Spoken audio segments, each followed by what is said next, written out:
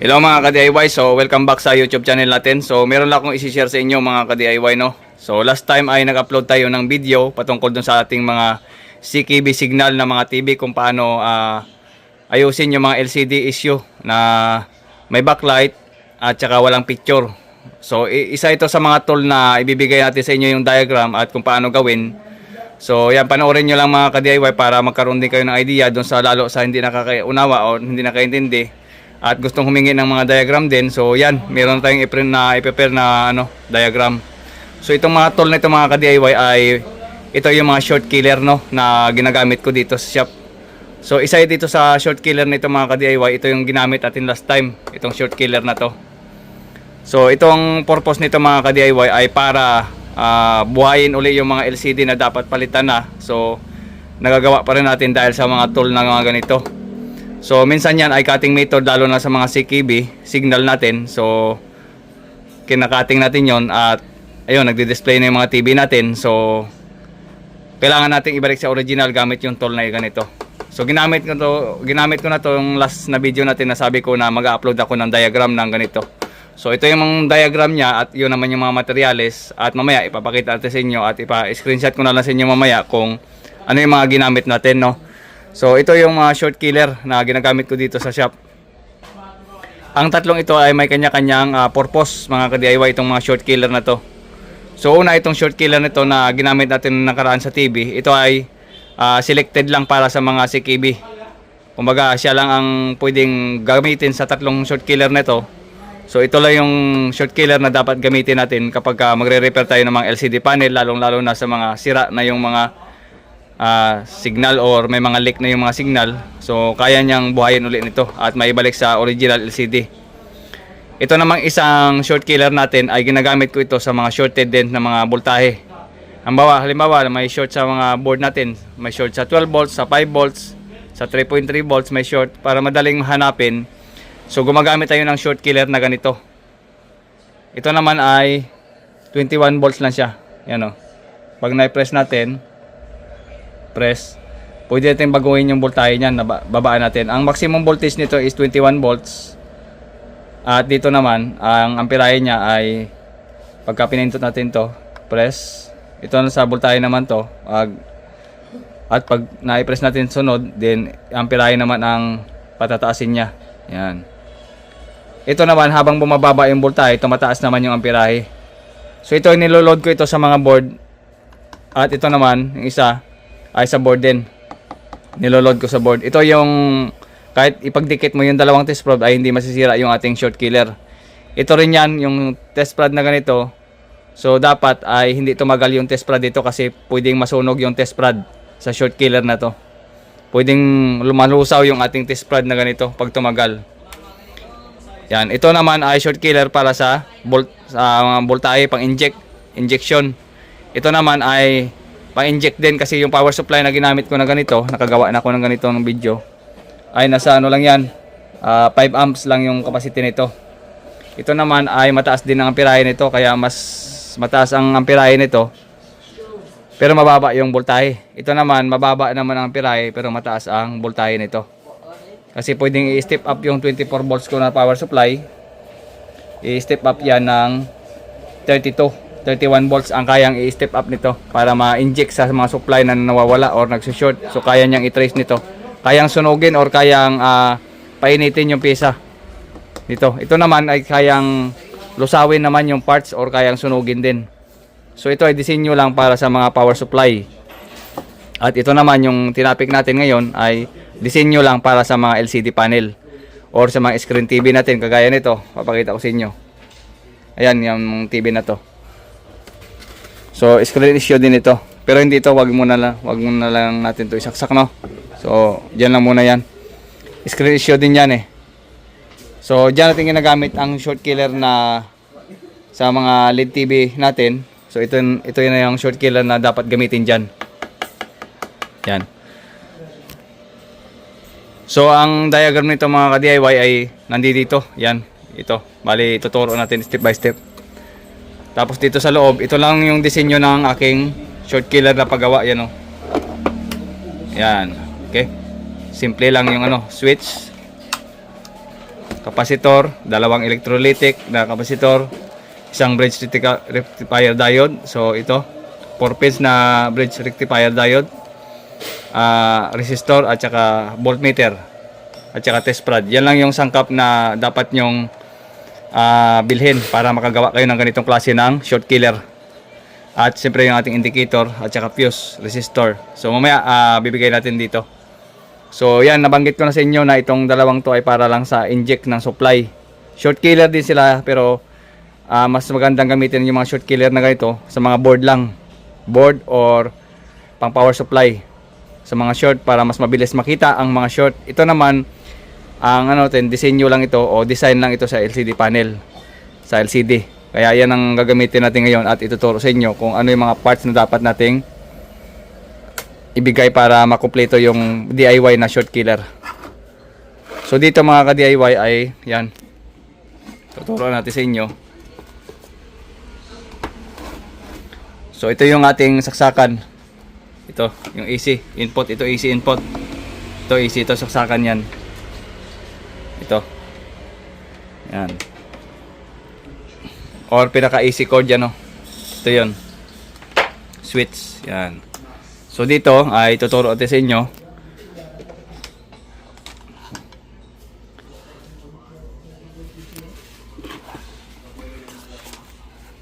yan. Meron tayong saksakan dito mga ka-DIY, line at saka neutral, yung dalawa. Ito na yun, line at saka neutral natin. Line at saka neutral. Yan yung brown na yan, neutral. Ito yung blue. Sa natin, sa AC cord natin, sa AC cord. Okay, so yan, mas madaling sundan. Line at saka neutral. Dito sa isang linya, sa line, ay dadaan siya sa isang fuse na 5 ampere. Yan 5A o 5 ampere na fuse. Glass fuse ang gagamitin nyo, ganito. Yan, okay. Ito, glass fuse. So ito yan yung glass fuse. Next ay yung switch. Pwedeng mauna yung switch dito at pwede namang mauna yung fuse. Nakadepende sa inyo kung anong paggawa nyo. Yan. Bale, ito yung switch na yan. Switch ng line 1, line, fuse, switch. Itong switch na to. Yan, switch nakalagay kasi nakaganon lang yung diagram niyan. Para mas madali maintindihan, switch ito. So ito yon yung switch na yan. Yan. Switch. Okay. So next ay dito muna tayo sa isang line. Ito. Switch, tapos diretso dito sa isang AC ng rectifier diode natin na bridge type. Ito, AC. Yung symbol na yan na S, yan ang AC. So ito, dito pa lang tayo sa linya ng AC pa lang. Okay, so buo na yung isang linya papuntang AC diode. Bali, ganito nga pala yung diode natin, yung bridge type. Yan, ito yan, yung bridge type natin, ito yon. Yung square na yan, ito yung parts na yon. Yan, yung merong tapyas na to, yan ay, ito na yan, yung may tapyas. Okay, yan yung positive side natin, ito yung positive. Kasi kung nakikita ninyo, ito yung positive, positive, negative. Ito naman yung waveform ng AC, yung palang S. Ito yung input, yung AC. So ito yan, nakaganito. Okay, yan, yan na yung paang yan. Ito naman ay mabibili nyo or makukuha nyo ito sa mga sa mga lumang board, lumang AC board. So makakakahoy kayo niyan or makakuha kayo niyan. Sa mga lumang board, marami niyan. Maghanap kayo ng ganito, bridge rectifier diode. Okay, so tapos na tayo dito. So itong parts na to ay ito yan. Okay, para mas madali nyong maintindihan. Tapos dito naman sa bandang kabila sa neutral na linya. So ito yan yung maglagay kayo dito ng wire, tapos dito. So naka-series dapat yung ito yung neutral, naka-series dapat yan yung resistor na 100k. 100k ohms na resistor. So ito yung sign ng resistor. So linya, resistor, din linya. Yan, so ganun lang paggawa. Yan, nakalagay dito R. o resistor. 100k slash 1 watts. Ito yon, 100k. Yan o. Yan, 100k. Ito 1003 or 100k. Ito yan, yung 100k na yan o. Yan, 1 watts. 1 watt pala, 1 watt. Ito yan. So dyan ay magparallel kayo dito sa resistor na yan, ay magparallel kayo ng kapasitor na na starting kapasitor, yung pang electric fan na 1.2 UF by 450 volts or by 500 volts or by 600 volts, or okay lang yon, basta 1.2, kahit 1 UF 1.2, okay na yon. So ito yon mga ka-DIY, yan o. Yan. So ito yon, yung kapasitor na yan na ginagamit sa electric fan. Marami ito sa mga electric fan. So 1.2 UF yan by 450 volts. So yan ang ginamit ko na kapasitor. So yan, starting kapasitor. So ito yan, nakaparalel. Tayo nakaparalel. Yung kapasitor natin, ito yung wire niya. Ito naman yung kapasitor. Dito pagtagos ng wire ay papasok na naman sa AC yan. Okay? So yan, AC. AC side. Yan o, AC. Okay, AC na itong dalawa. So dyan yan, naka-top. Yan ang maging design. Ito yung connection niya. Yan. Okay, so yan maging connection. Dito naman, so alisin muna natin to. So ito na yung pinaka-diode natin. So bago pa siya pumasok itong line natin, at saka neutral. So magparallel kayo diyan ng LED ito, So ganitong klase ng LED yung ilaw. Indicator ko lang naman yan. So ito ay pwede nyong lagyan, pwedeng wala. Yan, pwedeng lagyan nyo, pwedeng wala naman to. LED kasi indicator lang naman ito para sa input. So ito yan. Yan, yung positive niyan, ito. Ito yung positive ng LED, ito naman yung negative ng LED. Positive at saka negative ng LED. Then mag-series kayo dyan ng resistor na maliit. Yan, ito resistor to, symbol to ng resistor. Ito yon. Yan yung maliit na yan na resistor, ito. Ito resistor. Then i-connect nyo sa neutral. Ito naman ang value ng resistor na to is 100k by 1/4 watts and 1/4 watts. Maliit lang. So para magkaroon kayo ng indicator, ito optional lang naman ito, pwede naman wala ito, pwede naman meron. Yan, malalaman nyo naman yan kung anong positive at negative ng LED kapag gumamit kayo ng analog tester ganito. Iset nyo lang sa X1, tapos itusok nyo sa dalawang paa ng ng ilaw na yan na LED. Malalaman nyo kung saan positive, negative, kung saan siya umilaw at doon natapat yung test probe. So ibig sabihin nandun yung positive at negative nyan. So madali lang naman i-trace kung saan ang positive at negative ng ganitong klase ng ilaw. Indicator lang naman yan. So yan, balik kumuha ako ng analog, Yan, so times 1 lang yung reading natin, yung sinelect natin times 1. Dito naman yan. So yan. Lalaman yung kung saan positive at saka negative ng ganito LED. Yan. Okay. So ganun lang pag malaman nyo kung saan positive at negative gamit kayo ng analog tester.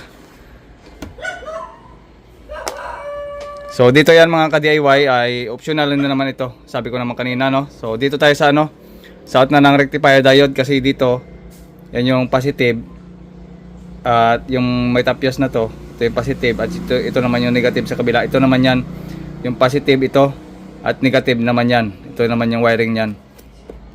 Dito sa positive mga ka-DIY ay mag-series kayo ng isang 150 ohms by 5 watts na resistor. Yan. So ito yan, wiring, tapos 150 ohms na 5 watts na resistor, 5 watts na yung gamitin nyo. So ito yan mga ka-DIY, yung natin, 5 watts, ito yon. 1, 5, 1, at multiplier. So 151, so 150. So 150 ohms. So ito yung ginagamit natin sa dito paglabas ng positive. Yan, positive 150 ohms by 5 watts, ito yon. Dito naman sa ano, paglabas niyan ng resistor, ng wiring na resistor, saka pala ikabit yung dalawang electrolytic na malaking kapasitor. Ito yung ano niya, yung positive niya.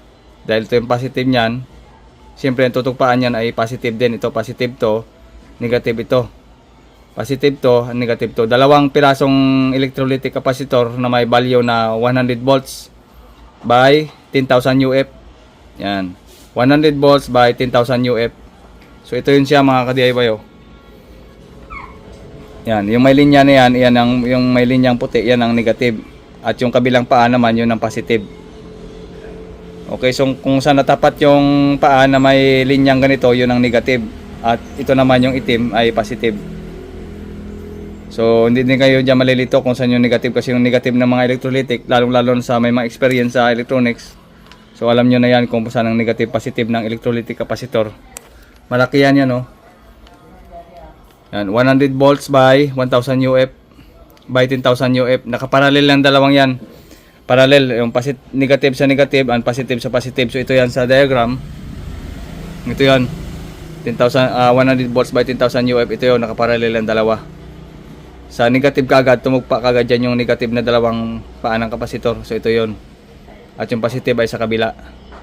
Okay, so paglabas naman ng filter capacitor natin, ay naglagay tayo dyan ng ano, ng voltmeter o VM or voltmeter. Ito yon.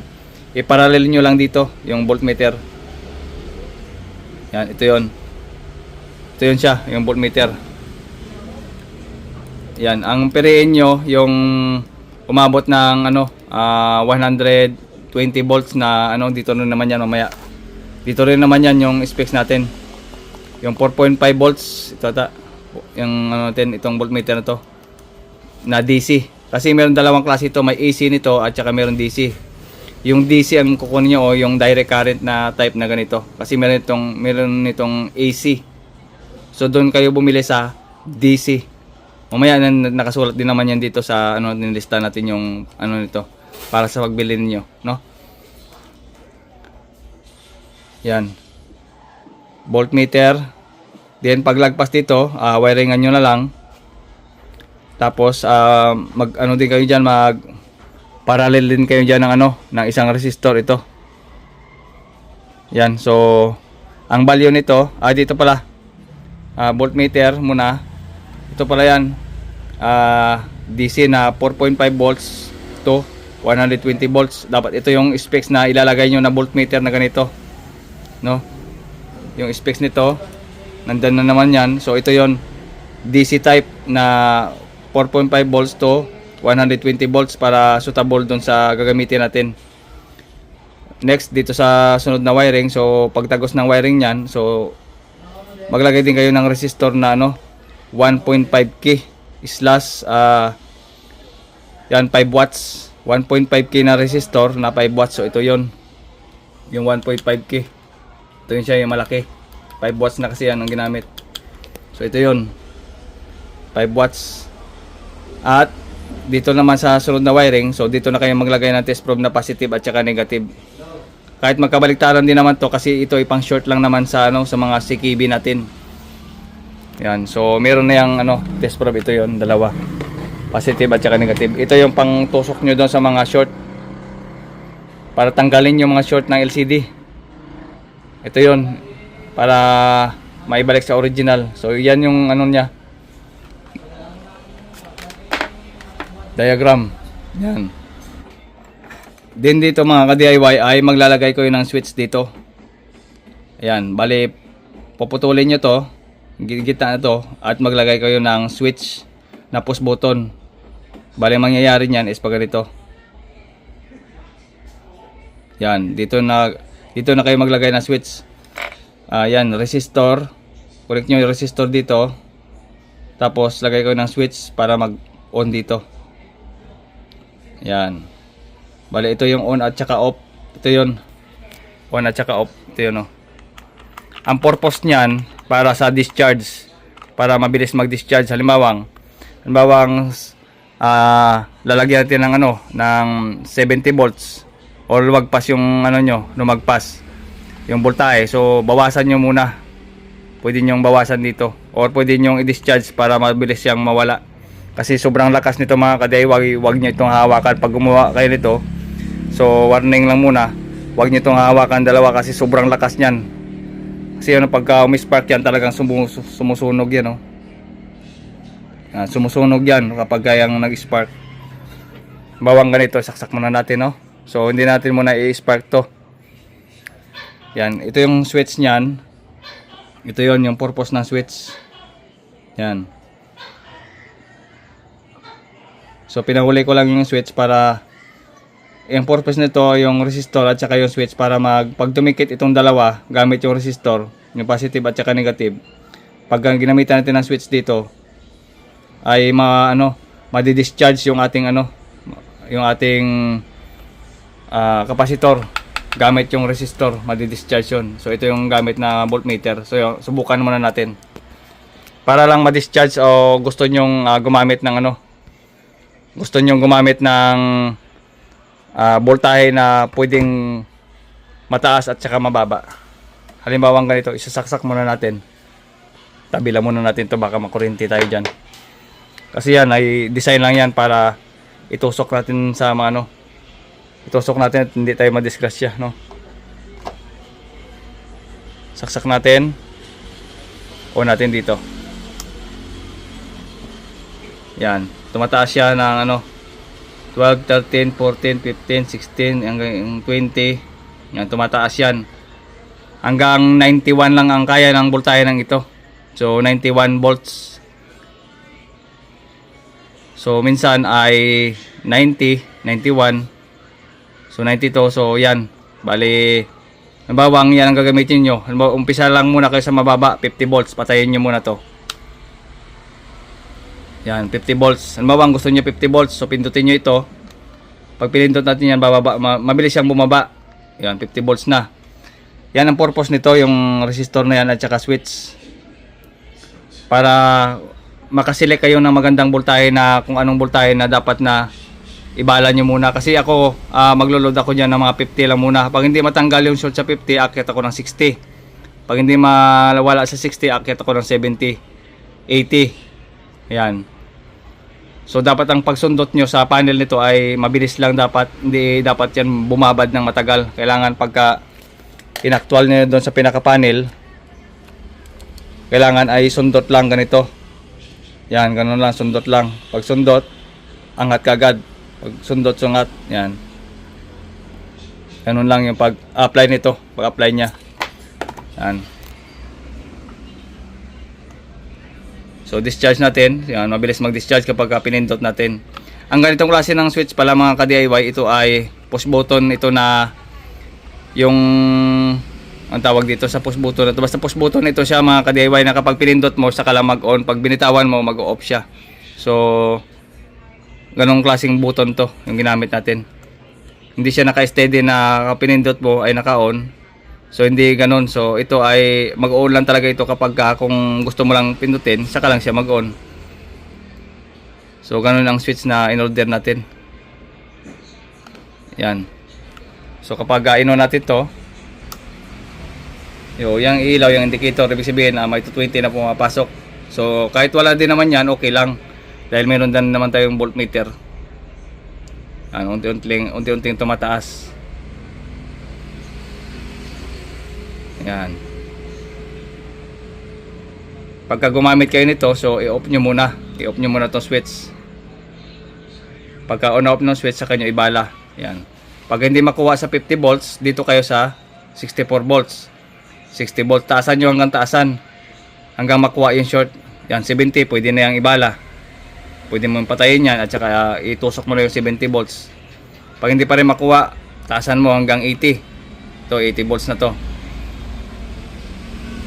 Yan. Pwede mo na siyang taasan. Hanggang 90 yan, 91. 91 volts ang kaya nito.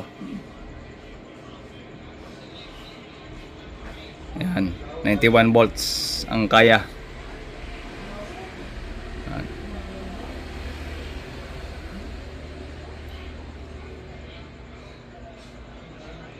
Minsan 91 ang lumalabas, minsan 92. So mas maganda nga ito mga ka-DIY, no, na tumaas pa ng tumaas. Yan. So pagka dinikit mo yung dalawang yan, sobrang lakas na yan. So i-off na natin. Yan. Pag dinikit mo to, sobrang lakas yan. So mag-spark ito pag dinikit mo. So yan ay binabala lang o tinutusok lang dun sa mga short lang. So discharge natin gamit yung button. Pindot natin. Yan, mabilis siya mag-discharge. Pero kapag stop natin, yan, gusto natin 50 volts lang. So, di magdi-discharge na pero hindi gaanong mabilis. Yan. So, nagdi-discharge siya pero hindi siya gaanong mabilis. Pero kapag pinundot natin to, so mabilis siya mag-discharge dahil sa resistor na to. Okay? So, yun lang mga ka-DIY yung ating sinare sa inyo kung paano gawin. Tabi lang muna natin to. So dito, yan ang mga ginamit natin, no. Nabanggit ko rin kanina, no. Ito naman yung una ay 1.2 UF by 400 volts AC starting capacitor o 1 piece lang. Pangalawa ay 100k 100k ohms by 1/2 resistor. So nandun naman kanina. Number 3 ay 5 ampere na fuse, isang piraso. Push button switch, itong pula. Yan. Push button switch. Panglima ay rocker switch, isang piraso din. Ito yon, rocker switch. Yan, marami yung mga kahuyan nyo lang. Meron din mga sikanhan dyan ng mga switch sa mga bluetooth speaker na mga sira na, pwede naman gamitin yan. Pang-anim ay lead at saka 100k na 1/4 watts. Ito optional din naman, ito indicator lang naman yan kahit wala na yan. Itong walo, bridge rectifier diode. So ito yon, yung bridge natin, ito yon, bridge rectifier diode. Itong 150 ohms by 5 watts resistor, so isang piraso. Ito 10,000 UF by 100 volts na kapasitor. So ito yon, kapasitor na 2 piraso. Ito yon, 2 pieces. Voltmeter 1 piece, isang piraso lang. 1.5k na resistor at isang piraso lang. At saka prototype, ito prototype na PCB. Ang sukat niyan ay 5 by 7 cm o cm. Ito yan, 5 by 7 cm. Ito yung board na to na kulay green, yung pinagkabitan ko. Yan yung pinaka marami din yan sa online, mabibili.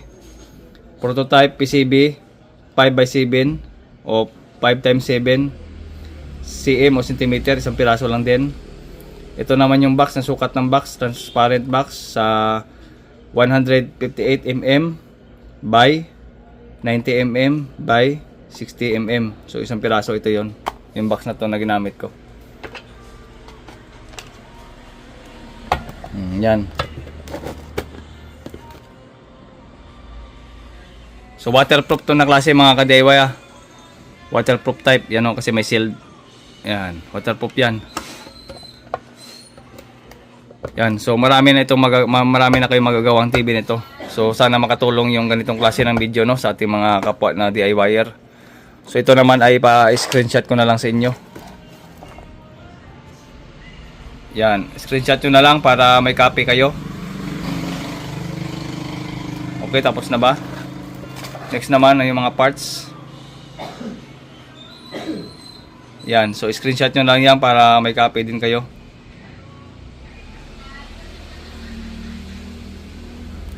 So tapos na.